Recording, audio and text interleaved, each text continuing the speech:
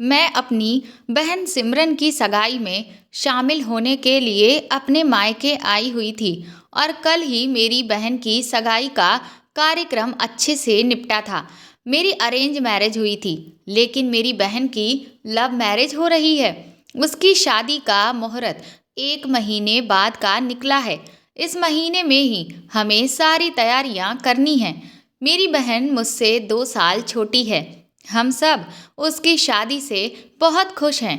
बस अगर दुख है तो सिर्फ इस बात का कि इस खुशी को बांटने के लिए आज हमारे पिता इस दुनिया में नहीं हैं, लेकिन उनका आशीर्वाद हमारे साथ हमेशा रहेगा।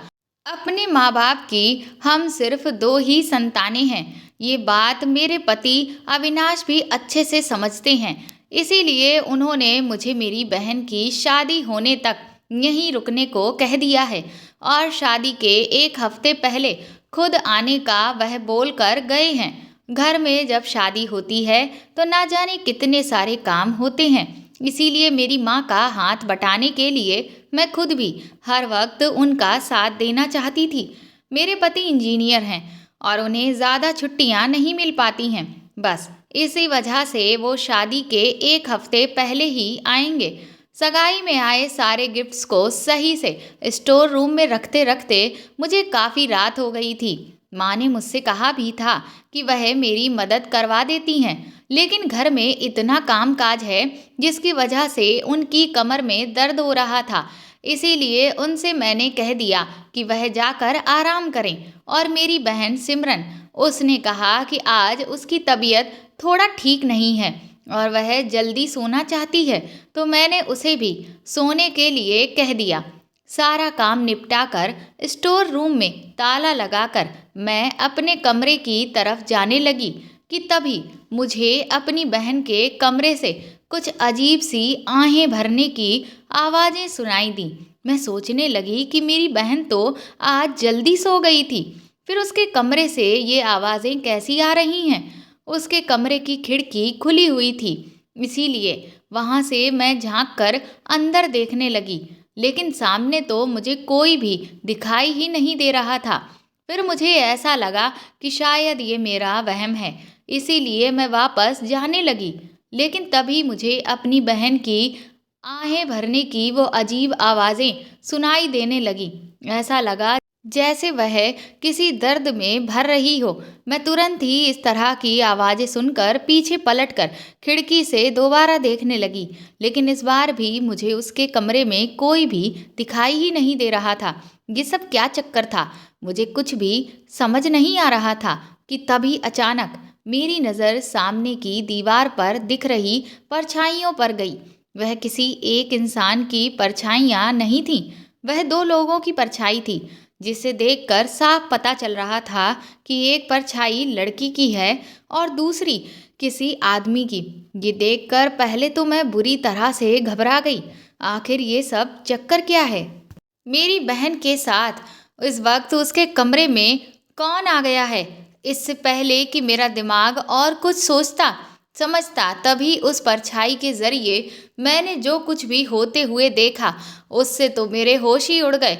उस दीवार पर जो परछाई बनी, उसमें मेरी बहन नीचे की तरफ झुकी हुई थी और वह आदमी उसके ऊपर पीछे से चढ़ रहा था और उसे झटके पर झटके दे रहा था और मेरी बहन की दर्द भरी आहें निकल रही थीं। परछाई देख के साफ पता चल रहा था कि उस आदमी ने मेरी बहन के बालों को कस के पकड़ रखा है और वह उस पर पूरी जोर आजमाइश कर रहा है। ये देखकर मेरे हाथ पैर कांपने लगे और मैं तुरंत ही दौड़कर अपने कमरे में आ गई। कुछ देर तो मेरा दिमाग काम ही नहीं किया। फिर मुझे समझ आ गया कि इसका मतलब मेरी बहन का मंगेतर रोहन आज उससे मिलने वाला होगा। इसीलिए मेरी बहन ने हम लोगों से झूठा बहाना बना दिया कि आज उसकी तबीयत ठीक नहीं है और वह जल्दी सोने जा रही है, क्योंकि उन दोनों को आज अपना क्वालिटी समय बिताना होगा।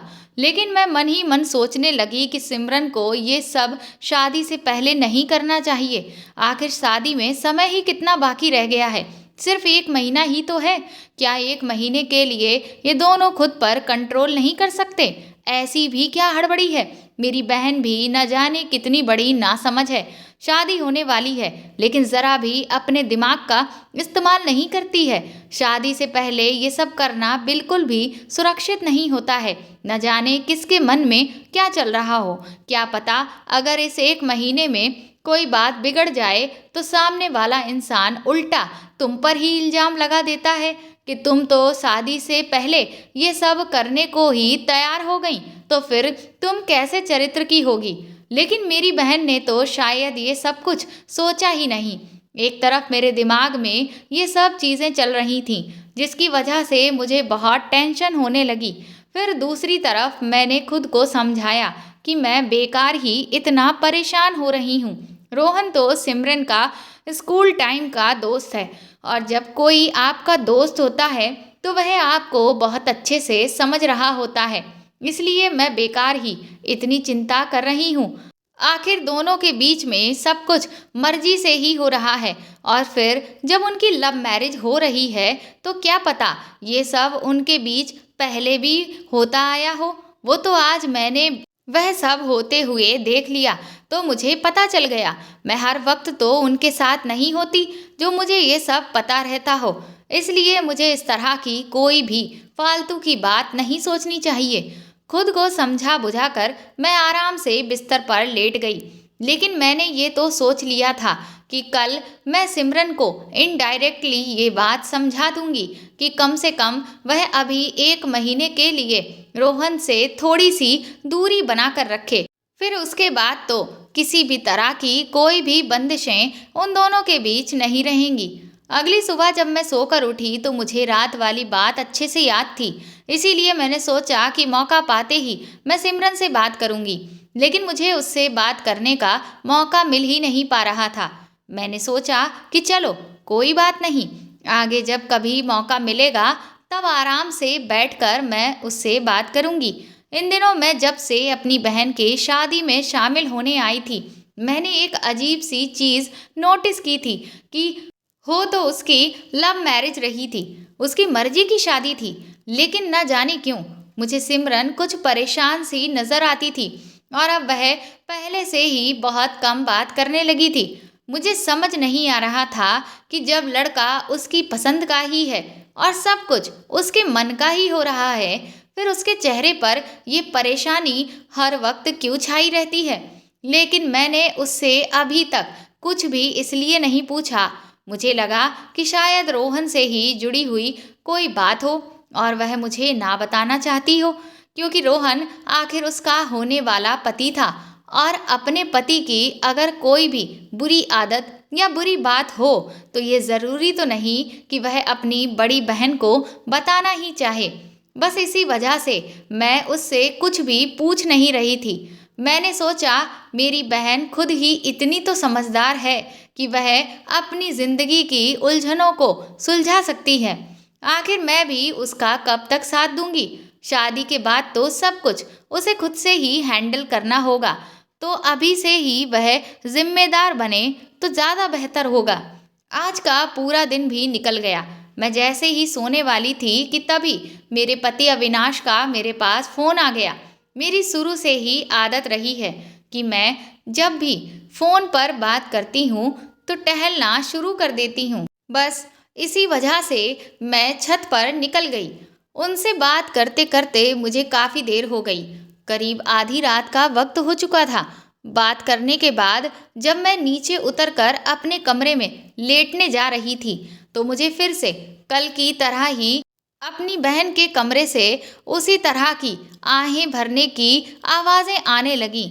ये सुनकर मैं दंग रह गई। मैं तुरंत ही एक बार फिर उसके कमरे के बाहर पहुंची तो मुझे आज फिर सामने उसके कमरे में कोई भी दिखाई नहीं दे रहा था, बल्कि कल की तरह ही सामने की दीवार पर 2 परछाइयाँ नजर आ रही थीं, और उन परछाइयों से साफ पता चल रहा था कि जो कुछ कल उनके बीच हो रहा था वही आज भी हो रहा है।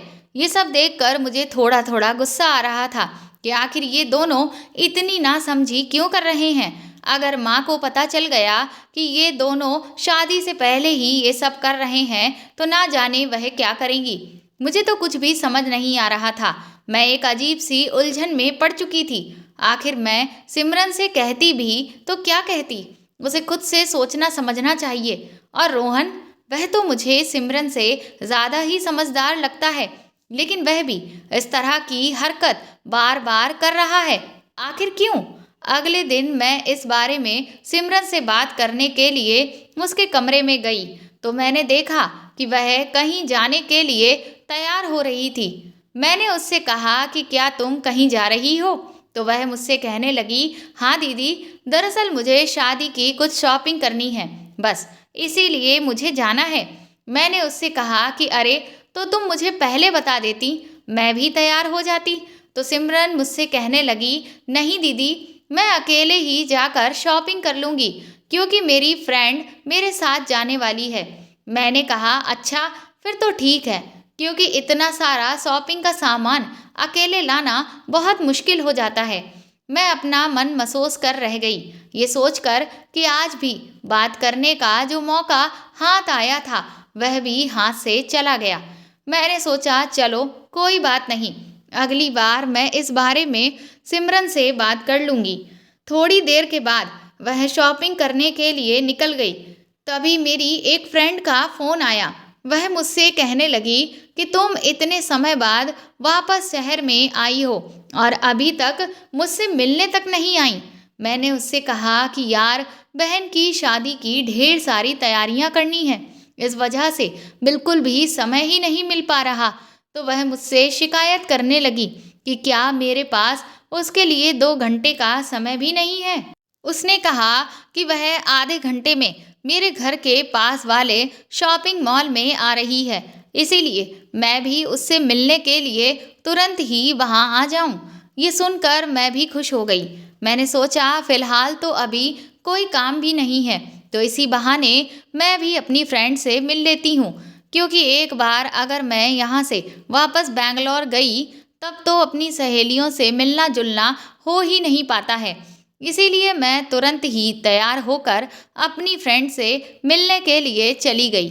मैं जब शॉपिंग मॉल के बाहर पहुंची तो मेरी फ्रेंड अभी तक आई नहीं थी, इसीलिए मैं बाहर ही खड़े होकर उसका वेट करने लगी कि तभी मेरी नज़र सामने खड़े हुए एक शख्स पर गई और उसे देखते ही जैसे मुझे जोर का झटका लगा।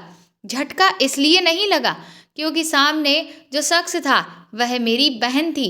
झटका मुझे इसलिए लगा क्योंकि मेरी बहन मॉल के सामने बने हुए होटल के अंदर जा रही थी। उसे होटल के अंदर जाते हुए देखकर मैं बुरी तरह से चौंक गई कि आखिर इस होटल में ऐसा कौन रुका हुआ है जिससे वह मिलने के लिए आई हुई है। तभी अचानक मेरी फ्रेंड वहां पर आ गई। उसने जब मुझे परेशान देखा तो परेशानी की वजह पूछी, पर मैंने उसे एक झूठा बहाना बना दिया और फिर मैं उसके साथ मॉल में बने हुए रेस्टोरेंट में चली गई। जितनी देर मैं उसके साथ वहां पर रही उतनी देर अपनी बहन को लेकर मैं परेशान ही बनी रही। जैसे तैसे करके मैंने उसके साथ समय काटा और उसके जाते ही मैं तुरंत ही सामने वाले होटल के अंदर जाने के लिए मॉल से बाहर निकली। लेकिन इससे पहले कि मैं रोड क्रॉस करके उस तरफ जाती तभी मैंने सामने से अपनी बहन को एक आदमी के साथ बाहर आते हुए देखा। वह आदमी बाहर आकर एक बड़ी सी गाड़ी में बैठकर चला गया। मैं उसका चेहरा भी नहीं देख पाई। अब मुझे कुछ भी समझ नहीं आ रहा था कि आखिर ये कौन शख्स था जिससे मेरी बहन मिलने के लिए आई थी। मुझसे रहा ना गया और इसीलिए मैं तुरंत ही उसके पास पहुंची। मैंने जैसे ही अपनी बहन के कंधे पर हाथ रखा और वह पलटी तो ऐसा लगा जैसे उसके ऊपर बिजली ही गिर गई हो। वह मुझे देखकर बुरी तरह से चौंक गई। मैंने उससे तुरंत ही पूछा कि वह आदमी कौन था। मेरे सवाल से जैसे वह बिल्कुल जम चुकी थी। फिर उसने लड़खड़ाती हुई जुबान में कहा कि वो दरअसल मेरी फ्रेंड का बॉयफ्रेंड था। मैंने उससे कहा कि अगर वह तुम्हारी फ्रेंड का बॉयफ्रेंड था तो तुम उसे यहाँ पर मिलने क्यों आई थी? और फिर तुम्हारी फ्रेंड कहाँ है? सिमरन मुझसे कहने लगी कि दरअसल मेरी फ्रेंड मुझे यहाँ पर उससे मिलवाने के लिए आई थी। वह दूसरे शहर में रहता है और 2 दिन के लिए आया था और इसी होटल में रुका हुआ था। जब हम दोनों उससे मिलने आए तो अचानक मेरी फ्रेंड को एक ज़रूरी काम आ गया और वह तुरंत ही यहाँ से चली गई। उसके जाने के 2 मिनट के बाद हम दोनों भी निकल आए। मेरी फ्रेंड जस्ट अभी ही थोड़ी देर पहले ही निकली है। सिमरन की ये बात सुनकर मैंने अपना माथा पीटा और कहा, मैं भी कितनी बड़ी बुद्धू हूँ। वही मैं सोचूं कि तुम उसके फ्रेंड से यहाँ मिलने क्यों आई होगी। मैंने मन में सोचा कि कभी कभी ऐसी गलत फहमियाँ हो जाती हैं जिनके बारे में सोचा भी ना हो। मैंने सिमरन से कहा कि चलो अच्छा अब घर चलते हैं। तभी मैंने देखा कि उसके हाथ में तो कोई शॉपिंग बैग नहीं थे। मैंने कहा कि तुमने शॉपिंग नहीं की, तो कहने लगी कि वो दरअसल मैं शॉपिंग कर ही नहीं पाई। यहाँ से निकलने के बाद ही हम दोनों शॉपिंग के लिए जाने वाले थे, लेकिन मेरी फ्रेंड को तो ज़रूरी काम से जाना पड़ा, इसीलिए हमने कल शॉपिंग पर जाने का प्लान बनाया है। उसके बाद मैं और सिमरन वापस घर लौट आए। मैं नोटिस कर रही थी कि सिमरन अभी भी बहुत परेशान थी। मैंने उससे पूछा कि सिमरन, क्या कोई बात है जिसे लेकर तुम मन ही मन सोचती रहती हो। उसने मुझसे कहा, नहीं दीदी, ऐसा तो कुछ भी नहीं है। मैंने उससे कहा कि अगर इस शादी से लेकर तुम्हें कोई दिक्कत है या कोई बात है तो तुम बेझिझक अपनी बड़ी बहन को बता सकती हो। सिमरन कहने लगी कि नहीं दीदी, आपको कोई गलतफहमी हो रही है। मैं तो इस शादी से बहुत खुश हूँ। मैं तो अपनी मर्जी से शादी कर रही हूँ, फिर मैं आखिर क्यों परेशान होगी। इतना कहकर वह अपने कमरे में चली गई। मैं भी सोचने लगी कि बात तो ये सही कह रही है, सब कुछ तो इसकी मर्जी का है, फिर आखिर ये क्यों परेशान होगी। मैंने सोचा कि शायद मुझे ज़्यादा सोचने की बीमारी हो गई है, बस इसीलिए मैं फालतू में ही अपना दिमाग खराब कर रही हूँ। मुझे भी इन सब बातों पर ध्यान नहीं देना चाहिए।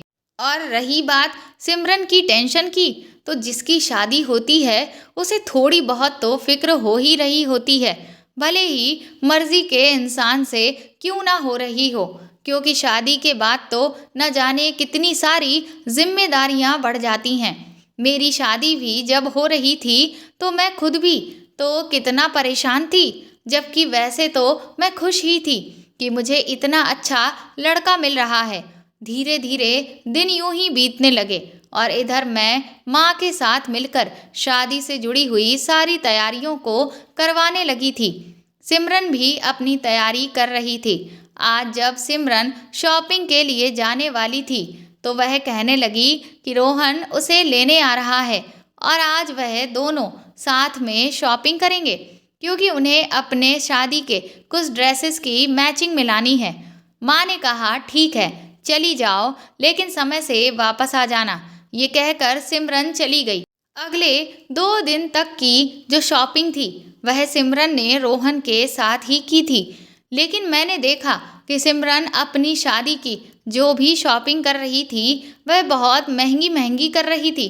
मैंने उसे समझाया भी कि ये तो तुम्हें पता है बेटा कि हम लोगों के पास बहुत ज़्यादा पैसे नहीं हैं, इसीलिए तुम्हें अपना हाथ थोड़ा बांध कर ही शॉपिंग करनी चाहिए। ये ज़रूरी तो नहीं कि तुम हर चीज़ ब्रांडेड ही पहनो।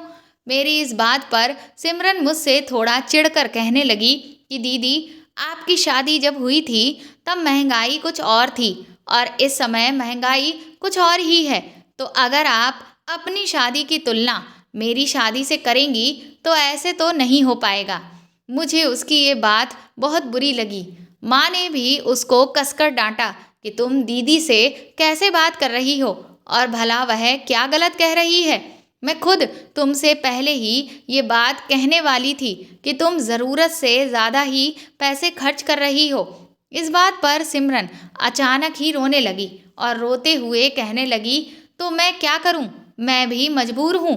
उसकी ये बात सुनकर मैं और माँ दोनों ही चौंक गए। हमने कहा, मजबूर हो? आखिर ऐसी क्या मजबूरी है कि तुम्हें ज़्यादा पैसे खर्च करके महंगी शॉपिंग करनी पड़ रही है। इस बात पर सिमरन कहने लगी कि मेरा वो मतलब नहीं था, और फिर हमें बिना जवाब दिए ही वह अपने कमरे में वापस चली गई। सिमरन के ऐसे व्यवहार से माँ बहुत परेशान हो गई। वह कहने लगी कि मुझे तो समझ नहीं आ रहा है कि इस लड़की की जब से शादी तय हुई है ये अजीब तरह से व्यवहार कर रही है। ज़रा सा भी अगर कुछ कह दो तो बस छोटी छोटी बातों पर रोना शुरू कर देती है। पहले तो ये कभी भी ऐसा नहीं करती थी। माँ मुझसे कहने लगी कि तुम एक बार इससे बात करके देखो कि आखिर इसके इस तरह के व्यवहार के पीछे असली वजह क्या है। मैंने माँ को तसल्ली देते हुए कहा कि आप फिक्र मत करें, मैं सिमरन से बात करके सब कुछ ठीक कर दूंगी। अगले दिन मेरे पास रोहन का अचानक से फ़ोन आया।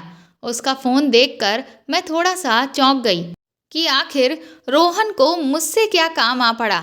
मुझे लगने लगा कि कहीं सिमरन ने रोहन से कुछ कह तो नहीं दिया है और इसीलिए वह मुझे फ़ोन कर रहा है। थोड़ी देर के बाद ही मैंने रोहन का फ़ोन उठाया तो वह मुझसे कहने लगा कि दीदी, क्या आप मुझसे घर के बाहर आकर मिल सकती हैं। मैंने उससे कहा कि हाँ, क्यों नहीं। मैं तुरंत ही अपना हुलिया ठीक करके घर से बाहर निकली, लेकिन मैं मन ही मन बड़ा परेशान हो रही थी कि ना जाने ऐसी क्या बात हो गई कि रोहन ने मुझे घर के बाहर मिलने के लिए बुलाया। जैसे ही मैं उसके पास पहुंची, उसने मेरे हाथ में एक छोटा सा बैग पकड़ाया और मुझसे कहने लगा कि वह ये गिफ्ट सिमरन के लिए पेरिस से लेकर आया है। मैंने उसे कहा कि तो तुम उसे खुद से ये गिफ्ट क्यों नहीं दे रहे हो। मेरी इस बात पर वह कहने लगा कि मैं एक हफ्ते के लिए पेरिस गया हुआ था, आज ही लौट कर आया हूँ, जिस वजह से मुझे बहुत थकान हो रही है। मैं सीधा एयरपोर्ट से इसीलिए यहीं चला आया ताकि सिमरन को ये गिफ्ट देता हुआ ही घर जाऊं, लेकिन वह तो अभी घर पर है नहीं, इसलिए मैंने सोचा कि मैं ये आपको दे दूं ताकि आप उसे ये दे दें। रोहन की ये बात सुनकर मैं बुरी तरह से चौंक गई, क्योंकि उसकी इस बात में मुझे दो झूठ नजर आए। एक तो ये कि सिमरन इस वक्त घर पर नहीं है और दूसरा ये कि रोहन एक हफ्ते से इंडिया में था ही नहीं, लेकिन सिमरन तो हमसे यही कहकर जा रही थी कि वह रोहन के साथ शॉपिंग पर जा रही है। मैंने रोहन से चौंकते हुए कहा कि तुमसे क्या सिमरन ने कहा है कि वह घर पर नहीं है। तो वह कहने लगा, हाँ दीदी, मैंने उसे फ़ोन किया था तो उसने ही मुझे बताया। फिर वह मुझसे कहने लगा, क्यों, क्या आपको ये बात नहीं पता। मैंने बात को टालते हुए कहा, अरे नहीं, मुझे पता है, वो तो बस मैं तुमसे ऐसे ही पूछ रही थी। उसके बाद मैं उसे बाय बोलकर चुपचाप वह पैकेट लेकर घर के अंदर चली आई। अब तो मुझे समझ ही नहीं आ रहा था कि आखिर सिमरन ये सब क्या कर रही है। वह एक तरफ रोहन से मिलने के नाम पर हम लोगों से झूठ बोलकर कहीं जा रही थी, और जब आज रोहन उससे मिलने आया तो उसने उससे भी झूठ कह दिया। फिर मुझे लगा कि क्या सच में सिमरन घर पर नहीं है, इसलिए मैं उसके कमरे के पास गई। मैंने खिड़की से झांक कर देखा तो सिमरन अपने कमरे में ही बैठी हुई थी और लैपटॉप पर किसी से बहुत ही धीरे धीरे वीडियो कॉल पर बात कर रही थी। ये देखकर मैं चुपचाप वापस अपने कमरे में आ गई। अब मुझे लगने लगा था कि ज़रूर कुछ ऐसा है जो मेरी बहन हम सभी से छुपा रही है और मुझे इस सब के बारे में पता करना ही पड़ेगा। पहले मैंने सोचा कि इस बारे में मैं अविनाश से बात करके देखती हूँ। फिर मुझे लगा कि क्या उनसे इस बारे में बात करना सही रहेगा, क्योंकि ना जाने फिर वह सिमरन के बारे में क्या सोचेंगे। फिर मैंने सोचा कि पहले मैं सब कुछ खुद से ही देखती हूँ। अगर खुद सारी चीज़ों को ठीक नहीं कर पाऊँगी तब मैं इसमें अविनाश की मदद ले लूँगी। उसी दिन आधी रात के वक्त मेरे कमरे के बाहर कुछ हलचल सी हुई। मैं तुरंत ही उठकर बाहर गई तो मैंने देखा कि सिमरन दबे पांव अपने कमरे में जा रही थी। मैंने तुरंत ही उसका हाथ पकड़ लिया और उसे अपने कमरे में ले आई। मुझे ऐसा करते देख वह बुरी तरह से चौंक गई और कहने लगी कि दीदी, आप अभी तक जाग रही हैं। मैंने कहा कि जाग तो तुम भी रही हो, आखिर तुम्हारे जागने की वजह क्या है और तुम इस तरह चोरों की तरह अपने कमरे में क्यों जा रही थीं। तो वह अपने आप में सिमटते हुए कहने लगी कि वो मैं तो पानी पीने के लिए उठी थी, मैंने कहा, पानी पीने के लिए उठी थी या फिर माँ के कमरे से सोने का हार निकाल रही थी। ये बात सुनते ही सिमरन के तो जैसे होश ही उड़ गए। मैंने उससे कहा कि तुम्हें क्या लगा कि मुझे कुछ भी पता नहीं चलेगा। सिमरन मुझसे कहने लगी, दीदी आपको कुछ गलतफहमी हो रही है। मैंने तुरंत ही उसकी कुर्ती के पॉकेट में हाथ डालकर वह हार निकाला और उसे दिखाते हुए कहा, क्या अब भी तुम यही कहोगी कि मैं झूठ बोल रही हूँ या मुझे गलतफहमी हो रही है? मेरा इतना कहना ही था कि सिमरन फिर से फूट फूट कर रोने लगी और कहने लगी, मैं आपको क्या बताऊं दीदी, लेकिन प्लीज़ आप माँ से कुछ भी मत कहिएगा। मैंने सिमरन से कहा कि आखिर तुम्हें ये सब करने की ज़रूरत ही क्या है? तुम अगर किसी और को पसंद करती थी तो तुम ये बात हम लोगों को पहले भी तो बता सकती थी। जिस तरह से हम तुम्हारी शादी रोहन से करने के लिए तैयार हो गए, तो उसी तरह से अगर तुम उस दूसरे लड़के के लिए हमसे बात करती तो हम तुम्हारी शादी उससे भी करवा देते। तो कम से कम आज जो तुम ये सब उसके लिए कर रही हो वह सब करना तो नहीं पड़ता। और दूसरी बात, मैं तुमसे यही कहूँगी कि तुम जिस लड़के की खातिर ये सारे गलत काम कर रही हो, मुझे तो नहीं लगता कि वह लड़का अच्छा होगा। मेरी बात मानो, रोहन से बेहतर कोई नहीं हो सकता। मैंने तुरंत ही उसको वह गिफ्ट पकड़ाया जो रोहन आज उसके लिए लेकर आया था। मैंने कहा, देखो रोहन तुमसे कितना प्यार करता है।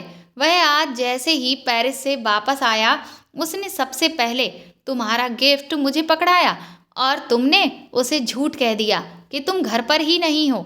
यहाँ तक कि तुम हम लोगों से भी झूठ कहती आई कि तुम रोहन के साथ शॉपिंग पर जा रही हो, जबकि तुम अपने इस प्रेमी से मिलने जाया करती थी और अब तक तुम हम लोगों को बेवकूफ़ बनाती रही। मैंने सिमरन से चिल्लाते हुए कहा कि आखिर तुमने ऐसा क्यों किया? हम घर वालों को तो तुम पागल बना ही रही थी। उस बेचारे लड़के की भावनाओं के साथ भी तुम खेल रही थी। तुम्हें ज़रा सी भी शर्म नहीं आई ये सब करते हुए? मेरी इस बात पर सिमरन ने कहा, दीदी आप मुझे गलत समझ रही हैं। मैंने कहा कि मैं तुम्हें गलत समझ रही हूँ या तुम मुझे गलत साबित करने पर तुली हुई हो? तुम हमारी पीठ के पीछे क्या क्या कर रही हो मुझे सब कुछ पता है। मैंने तुम्हें अपने उस प्रेमी के साथ तुम्हारे कमरे में कई बार वह सब करते हुए भी देखा है। मेरी ये बात सुनकर सिमरन बुरी तरह से चौंक पड़ी और एक बार फिर से सिसक सिसक कर रोने लगी। मैंने कहा कि आखिर कब तक तुम ये अपने झूठे आंसुओं को बहाने का नाटक करोगी? दिखा तो तुम ऐसे रही हो जैसे वह सब तुमने मजबूरी में किया है। सिमरन ने मेरे गले लगते हुए कहा, हाँ दीदी, वह सब मैंने जो कुछ भी किया वह अपनी मर्जी से नहीं किया और आज मैं ये जो कर रही थी वह भी अपनी मर्जी से नहीं कर रही थी। मैंने हैरत भरी नज़रों से कहा कि आखिर तुम कहना क्या चाहती हो? उसके बाद सिमरन ने मुझे जो कुछ भी बताया उसे सुनकर तो मेरे होश ही उड़ गए।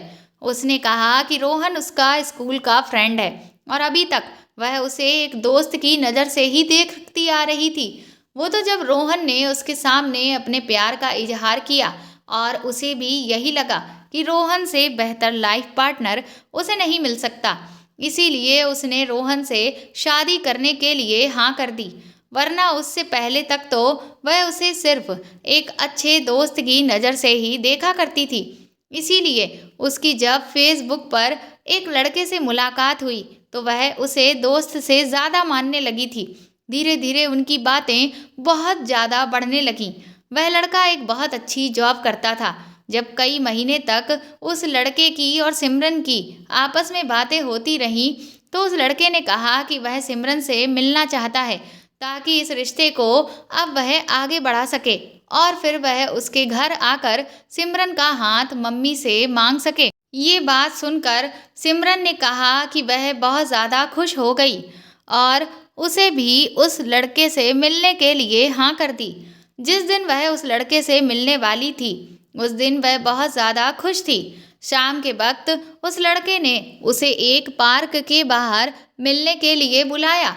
सिमरन ने कहा कि जब मैं वहां पर पहुंची तो वह अपनी गाड़ी के पास ही खड़ा हुआ था। उसे देखकर मैं मन ही मन खुशी से फूली नहीं समा रही थी। थोड़ी देर हम दोनों ने गाड़ी के बाहर ही खड़े खड़े बातें की। उसके बाद वह मुझसे कहने लगा कि गाड़ी का दरवाज़ा खोलो, देखो मैं तुम्हारे लिए एक बहुत बड़ा सरप्राइज़ लेकर आया हूँ। उसके मुंह से सरप्राइज़ की बात सुनकर मैं बहुत खुश हो गई। मैंने खुशी के मारे तुरंत ही गाड़ी का दरवाज़ा खोला, लेकिन जैसे ही मैंने दरवाज़ा खोला तो सामने देखा तो एक हट्टा कट्टा आदमी अंदर बैठा हुआ था। वह मुझे देखकर मुस्कुराने लगा। मुझे अचानक से कुछ भी समझ नहीं आया। इससे पहले कि मैं पीछे पलटकर उस लड़के यानी कि अमित से कुछ पूछती, अमित ने मुझे पीछे से धक्का दे दिया और मुझे गाड़ी के अंदर धकेल दिया और गाड़ी के अंदर बैठे हुए आदमी ने मेरे मुंह पर रूमाल रख दिया, जिससे मुझे बेहोशी सी महसूस होने लगी। ड्राइवर की सीट पर भी पहले से ही एक आदमी बैठा हुआ था, जिसने तुरंत ही गाड़ी को दौड़ा दिया। कुछ देर के बाद वह लड़के मुझे किसी जगह पर ले गए और फिर उन्होंने मेरे साथ वह सब कुछ किया। उन तीनों ने मिलकर मेरी हालत बुरी तरह से खराब कर दी थी और मेरे साथ उन्होंने जो भी कुछ किया उसका उन्होंने एक वीडियो तैयार कर लिया। उसके बाद उन्होंने मुझे छोड़ तो दिया, लेकिन उस वीडियो के नाम पर वह मुझे धमकाने लगे और फिर उनका जब भी मन करता तब वह मेरे साथ वह सब करते। अब तो उनकी हिम्मत इतनी बढ़ चुकी है कि वह जब चाहते हैं तब वह मुझे किसी होटल में बुला लेते हैं या फिर खुद ही मेरे कमरे में आ जाते हैं और मेरे साथ अपनी इच्छा पूरी करते हैं। उनका ये खेल यहीं तक नहीं रुका, अब तो वह मुझसे पैसों की डिमांड भी करने लगे हैं, जिसकी वजह से मुझे घर से पैसों को चुराना पड़ रहा है। आप कह रही थी ना कि मैं इतनी महंगी शॉपिंग क्यों कर रही हूँ। मैं शॉपिंग महंगी नहीं कर रही हूँ, बल्कि आपको महंगे बिल दिखाकर आप लोगों से ज़्यादा पैसे निकाल रही थी ताकि उनकी डिमांड्स को पूरा कर सकूं। और इसी वजह से आज मुझे मजबूरी में माँ का ये हार भी चुराना पड़ रहा था। इतना कहकर सिमरन फूट फूट कर रोने लगी। वह कहने लगी कि मैं इस सब से कई महीनों से जूझ रही थी। इसी बीच मुझे जब रोहन ने शादी के लिए बोला तो मैंने उसे हाँ बोल दिया। मुझे लगा कि जब मेरी शादी हो जाएगी तो शायद इस सब से मेरा पीछा छूट जाएगा, लेकिन ये लोग तो मुझे बख्शने को तैयार ही नहीं हैं। इसीलिए मेरी मनचाही शादी होने के बावजूद भी मैं खुश नहीं रह पा रही हूँ और अब तो मुझे ऐसा लग रहा है जैसे मैं बुरी तरह से किसी जाल में फंस चुकी हूँ, जिससे निकल पाना नामुमकिन ही है। मैंने सिमरन से कहा कि ऐसे तो तुम उनकी डिमांड्स कभी भी पूरी नहीं कर पाओगी, क्योंकि उनकी डिमांड्स कभी पूरी होंगी भी नहीं। वह एक के बाद एक तुमसे कोई ना कोई फरमाइश करते ही रहेंगे और तुमने अब तक घर में इस बारे में किसी को कुछ क्यों नहीं बताया। इस पर सिमरन कहने लगी कि किससे क्या कहती मैं, घर में है ही कौन, सिर्फ माँ ही तो हैं और वह इस सब में क्या कर लेती। मैंने कहा तो कम से कम तुम रोहन को तो बोल सकती थी। इस बात पर सिमरन कहने लगी कि मैं उसे कुछ नहीं कह सकती, क्योंकि अगर उसे गलती से भी भनक पड़ गई तो वह मुझसे शादी तोड़ देगा और मैं रोहन को खोना नहीं चाहती। मैंने उससे कहा कि मुझे ऐसा नहीं लगता, वह तुम्हारे बचपन का दोस्त है और दोस्त कभी भी ऐसी चीज़ों के लिए अपने दूसरे दोस्त को जज नहीं करते। लेकिन सिमरन मेरी बात मानने को तैयार ही नहीं थी। तभी उसका फ़ोन बजा। फ़ोन पर बात करने के बाद सिमरन ने कहा कि वह लोग कल मुझे फिर से होटल में बुला रहे हैं और कह रहे हैं कि अगर मैंने उन्हें 10 लाख रुपए लाकर दे दिए तो वह मेरी वीडियो मुझे वापस दे देंगे। मैंने सिमरन से कहा कि ठीक है, तुम उन्हें हाँ बोल दो। सिमरन ने कहा कि ये आप क्या कह रही हैं दीदी, आखिर हमारे पास इतना पैसा कहाँ से आएगा।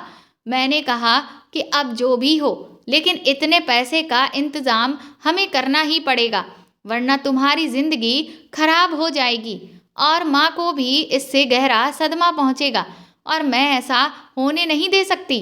मैंने कहा कि कुछ पैसा मेरे पास अकाउंट में पड़ा हुआ है और कुछ हम तुम्हारे शादी के गहनों को बेचकर इकट्ठा कर लेंगे। अगले दिन हम सारा पैसा लेकर उन लोगों के बताए हुए होटल के रूम में पहुंच गए। जब हम वहां पहुंचे तो सिमरन ने जिन 3 आदमियों की बात की थी वह सब वहीं पर मौजूद थे। पहले हमने उनसे कहा कि तुम्हारी मुंह मांगी हुई रकम तुम्हें मिल रही है, इसलिए अब वह सारी वीडियोस और क्लिप्स तुम हमें दे दो। इस बात पर वह बहुत ही बड़ी गंदी तरीके से हंसने लगे और कहने लगे कि सोने के अंडे देने वाली मुर्गी को भला कौन अपने हाथ से जाने देता है। तुम्हें क्या लगता है कि हम तुमसे पैसा लेकर तुम्हें छोड़ देंगे? हमने तो यही सोचा था कि हम सिमरन को आगे भी इसी तरह से अपनी मांगों के लिए इस्तेमाल करते रहेंगे, लेकिन उसने तुम्हें अपने साथ लाकर हमारे लिए एक और नया रास्ता खोल दिया। अब तो हम तुम्हारे साथ भी वही करेंगे जो हमने सिमरन के साथ किया है। ये कहते ही वह तीनों मुझ पर झपट पड़े। मैं और सिमरन उनसे बुरी तरह से जूझ रहे थे, लेकिन वह तीनों बहुत हट्टे कट्टे थे और हम दोनों उनके सामने कमजोर साबित होने लगे और वह मेरे साथ भी वही सब करने लगे जो उन्होंने मेरी बहन के साथ किया। उनमें से 2 आदमी हम दोनों बहनों को अपने मजे के लिए इस्तेमाल करने की कोशिश करने लगे और तीसरा आदमी हमारा वीडियो बनाने लगा कि तभी उस कमरे का दरवाजा टूटा और हम सब बुरी तरह से चौंक गए। सामने देखा तो रोहन कमरे के अंदर पुलिस को लेकर खड़ा हुआ था। पुलिस ने तुरंत ही सभी को गिरफ्तार कर लिया और उनसे सारे वीडियोस लेकर वहीं के वहीं डिलीट कर दिए। पुलिस ने बताया कि ये लोग वांटेड हैं, इन पर 1 लाख रुपए का इनाम है। ये इसी तरह से फेसबुक से अपनी फेक आईडी बनाकर लड़कियों को फंसाते हैं। इनकी तलाश काफी समय से पुलिस कर रही थी और आज जाकर ये पकड़ में आए हैं। इसके बाद पुलिस उन्हें वहां से लेकर चली गई। सिमरन ये देखकर बुरी तरह से चौंक गई कि वहां पर रोहन कैसे आ गया। वह मेरी तरफ हैरानी भरी नजरों से देखने लगी। तभी रोहन ने सिमरन का हाथ पकड़कर उससे कहा कि तुमने अपने दोस्त पर इतना भी भरोसा नहीं किया कि उसे अपनी इतनी बड़ी परेशानी के बारे में बता सको। क्या तुम मुझे इस काबिल भी नहीं समझ सकती थी? अब तो मैं तुम्हारा न सिर्फ दोस्त हूँ बल्कि होने वाला जीवन साथी भी हूँ, लेकिन फिर भी तुम अकेले ही इतनी बड़ी मुसीबत से लड़ती रही। अरे कम से कम एक बार मुझसे कहकर तो देखती, अपने दोस्त पर इतना तो भरोसा करती कि वह तुम्हें इस तरह की किसी भी चीज़ के लिए इतनी जल्दी जज नहीं करता। सिमरन, ये तो मैं भी समझता हूँ कि तुम्हारे और मेरे रिश्ते की जो शुरुआत है वह मेरी तरफ से ही हुई है, और फिर ये सब जो कुछ भी हुआ वह हमारे रिश्ते के शुरुआत से पहले ही था। वह तो अच्छा हुआ कि मुझे दीदी ने कल ही सब कुछ बता दिया, वरना आज अगर मैं समय से नहीं आता तो ना जाने क्या हो जाता। तुम्हारे साथ साथ वह लोग दीदी को भी अपना मोहरा बना लेते। रोहन की ये बात सुनकर सिमरन बुरी तरह से रोने लगी और उसके गले लगकर उससे माफ़ी मांगने लगी। वह कहने लगी कि मैं बहुत डर गई थी। मुझे ऐसा लगने लगा था कि अगर मैंने तुम्हें ये सब बताया और तुमने नहीं समझा तो तुम मुझे छोड़कर चले जाओगे और मैं तुम्हें भी हमेशा के लिए खो दूंगी। मैं वैसे ही अपनी जिंदगी की परेशानियों से बुरी तरह से जूझ रही थी। एक तुम ही तो थे जो मुझे सुकून पहुंचाते थे। तुम्हें भी अगर मैं खो देती तो फिर मेरा क्या होता? बस इसी डर से मैंने तुम्हें कुछ भी नहीं बताया, लेकिन तुम मुझे माफ़ कर दो। आगे से मैं ऐसा कभी कुछ नहीं करूँगी, चाहे कितनी भी बड़ी कोई भी प्रॉब्लम क्यों ना हो। सबसे पहले मैं उसे तुम्हारे साथ ही शेयर करूँगी। मैंने भी रोहन को थैंक यू कहा और फिर हम तीनों वहाँ से वापस अपने अपने घरों को निकल गए। हम तीनों ने एक दूसरे से ये वादा भी किया कि अब ये बात हम तीनों के अलावा किसी और को कभी पता नहीं चलेगी। मैं बहुत खुश थी कि मेरी बहन को इतना अच्छा और समझदार जीवन साथी मिला। बहुत जल्द ही सिमरन की शादी रोहन के साथ हो गई और वह खुशी खुशी अपने ससुराल विदा हो गई। मैं अपनी बहन के लिए बहुत खुश थी कि उसे इतना प्यार करने वाला पति मिला है। सच में अगर एक दोस्त आपका जीवन साथी बन जाए तो उससे बेहतर लाइफ पार्टनर कोई भी नहीं हो सकता, और ये बात रोहन ने सच साबित करके दिखाई थी। दोस्तों, आजकल सोशल मीडिया पर फ्रेंडशिप करना हम सभी के लिए आम बात बन चुकी है, लेकिन असलियत में सोशल मीडिया पर हमें जो दिखता है ये ज़रूरी नहीं कि वह वैसा ही हो। इसीलिए वर्चुअल बनने वाले दोस्तों पर हमें आंख मूंद कर कभी भी विश्वास नहीं करना चाहिए। मैं ये नहीं कहती कि सोशल मीडिया पर मिलने वाले सारे दोस्त धोखेबाज ही होते हैं, लेकिन हमें हर वक्त सतर्क रहना चाहिए। कई बार कम उम्र के बच्चे इन सब चीज़ों की समझ नहीं रखते हैं और फिर वह खुद को एक ऐसे जाल में फंसा बैठते हैं जिससे निकल पाना उनके बस की बात नहीं होती। इसीलिए मेरी सलाह यही है कि जो बड़े हैं वह उन्हें सोशल मीडिया के फायदे और नुकसान दोनों ही अच्छे से बताएं और उन्हें ये भी समझाएं कि अगर कोई बाहरी और अनजान इंसान आपको कहीं पर मिलने के लिए बुलाता है तो आप हमेशा किसी बड़े के साथ ही उस इंसान से मिलने के लिए जाएं, क्योंकि अगर वह इंसान धोखेबाज नहीं है तो उसे आपके परिवार के सदस्य से मिलने में भी कोई भी परेशानी नहीं होगी। इस तरह से हम अपनों को एक सुरक्षित माहौल दे सकते हैं।